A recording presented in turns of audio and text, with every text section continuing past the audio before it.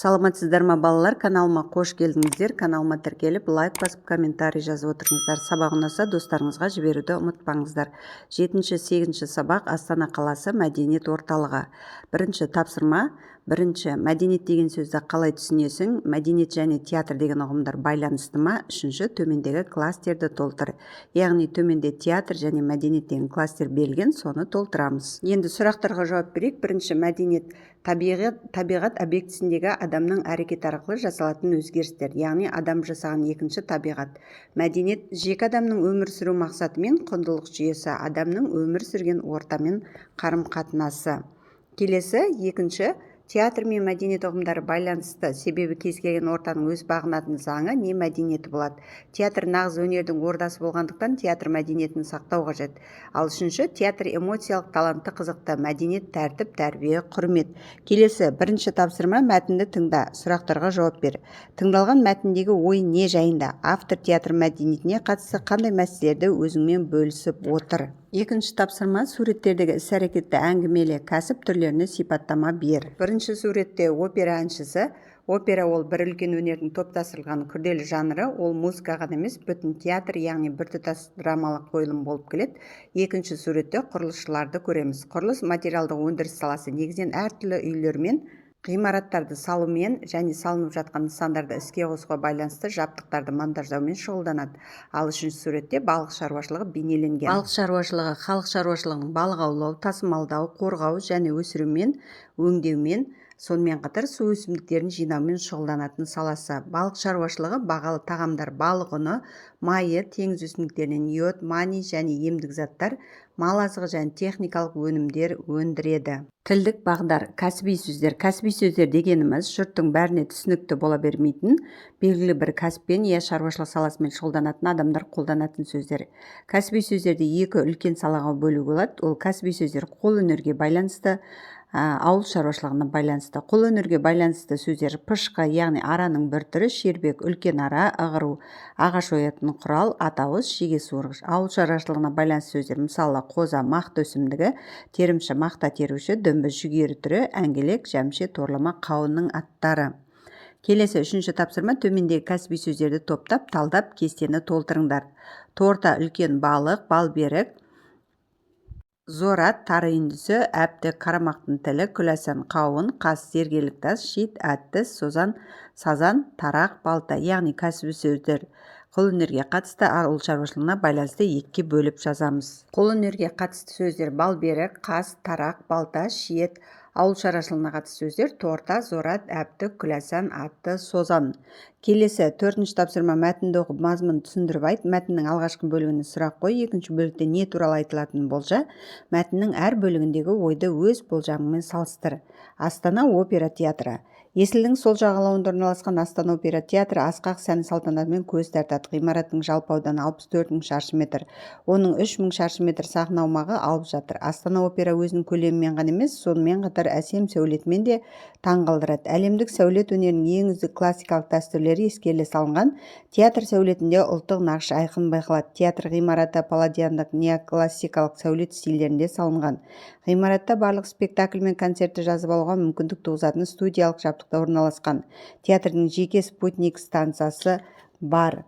Едендегі паркет, қабырғалардағы ши ағашынан жасалған панель, кресло мен айналардың барлығы акустикалық тұрғыдан ескеріліп орналасқан. Креслолардың еңкею және бұрылу бұрыштары миландық Ла Скала театрының үлгісімен жасалған. Театрдың үлкен залы 1250 жыл орынға есептелген, ал камералық зал 250 адамға арналған. 2013 жылдың 21 маусымында театр өзінің алғашқы маусымын Төлебаевтың атақты туындысы Біржан Сара операсымен салтанатты түрде ашты. Сол жылдың күзінде театр әлемдік тұсаукесерін өткізіп, Пьер Луиджи Пицци қойылымдағы Джвердидің Аттила операсымен халықаралық қауымдастыққа таныстырылды. Қазір театр репертуарында Жұбанов, Хамидидің Абай, Брусиловскийдің Қыз жібек, Бизенің Кармен, Пучинидің Токка, Богема, Мадам Баттерфляй, Вердидің Аида, Трафиата опералары, Прокофьевтің Ромео Джульетта, Асфиевтің Бақшасарай бұрқағы, Минкустың Бядерка, Дон Кихот, Жардың Париж құдай ана соборы, Чайковскийдің ұйқыдағы ару, Аққу көлі, Щелкунчик балеттері бар. Театр репертуарлары жыл сайын ұлттық және әлемдік опера мен балеттің үздік туындыларымен толыға түсуде. Бірінші Астана опера театрының жалпы ауданы қанша шаршы метр? Театр ғимараты қандай стильде салынған? Яғни 4-ші тапсырманың сұрақтары. 5-ші тапсырма оқылым мәтіні бойынша өз ойыңмен бөліс. Менің білгеніме сәйкес келеді.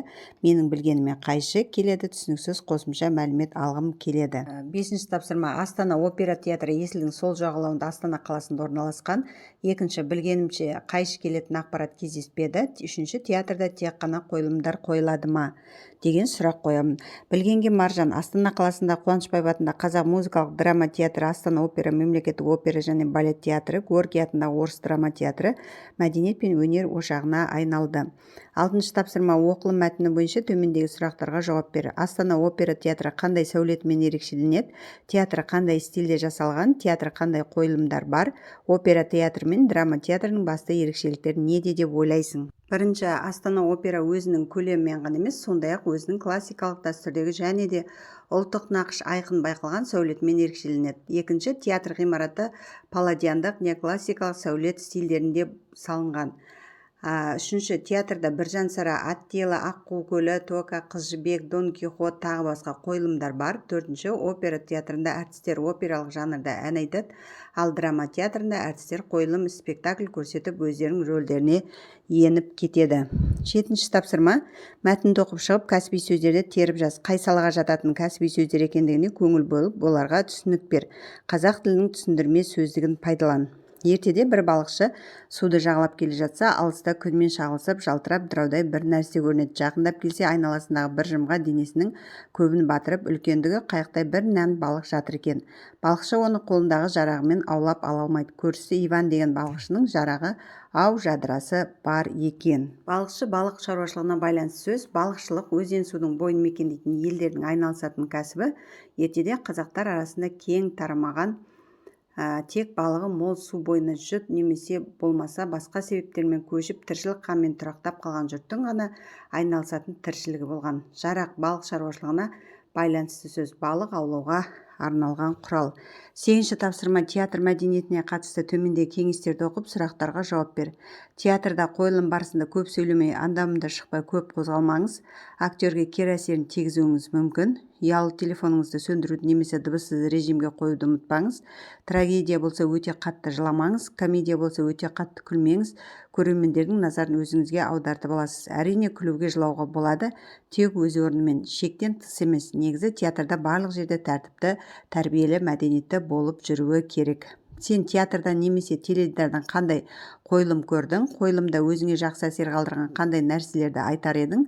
Театр мәдениетіне жатпайтын жағдаяттарды байқадың ба? Ортаға сәйкес киім кимеу, қатты сөйлеу, ұялы телефон қолдану тағы басқа. Мен театрдан Қауқартас атты қойылымды көрдім. 2-ші оқиға біреудің 2 баласының 2 түрлі тәрбиесі, бірінің қаталдығы, ал екіншісінің мейірімділігімен ерекшеленеді. Осындай отбасыға таң шапағатын сыйлаған. Салтанаттың келін болып түсуі, оның әнге құмарлығы, жібектей мінезіне ата-енесінің дән риза болуы шығарманы ширата түседі. 3-ші театр мәдениетіне жатпайтын жағдаяттар мүлде кездеспеді. Барлық көрермен өзінің мәдениетті әр салмақты ұстады. 9-ші тапсырма тапқырлар сайысы. Төмендегі мақал-мәтелдердің құрамындағы диалект сөздерді анықтап түсініп оқы. Ел аузына елек қойып болмас, тозған елді там жер, пұлсыз базарға бармас, шөп жаманы қоға, қыз жаманы шажа. Әр кәлләда бір қиял.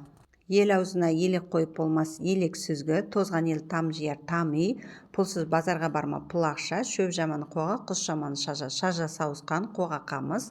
Әр кәлләда бір қиял, кәллә әр адамның не адамның басы. 10-шы тапсырма сөздердің емлесін есіңе сақта, парталасыңмен бірге қайталап айтып дәптеріңе жазыңдар. Бір-біріңді тексеріңдер.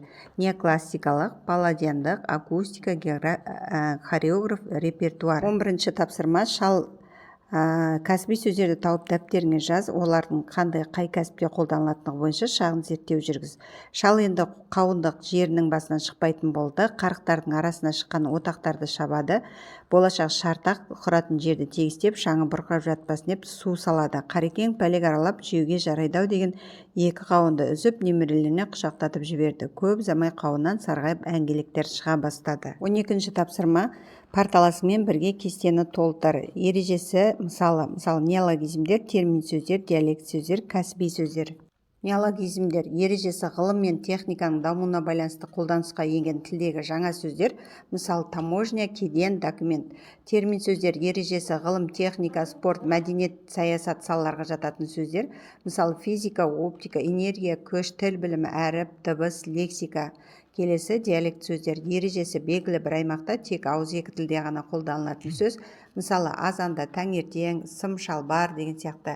Кәсіби сөздер ережесі кәсіп, мал шаруашылық, өнер түрлеріне қатысты сөздер, мысалы қоза, сота, әңгелек. Кәсіби сөздер қауындық жері, қарық, шартақ, пәлек, әңгелек, отақ. Ауыл шаруашылығына байланысты қауындық көкөніс егетін жер, қарық жасандарық, шартақ шарбақ қорғауыш, пәлек сабақ түйін, әңгеле асқабаққа ұқсайтын көкөніс.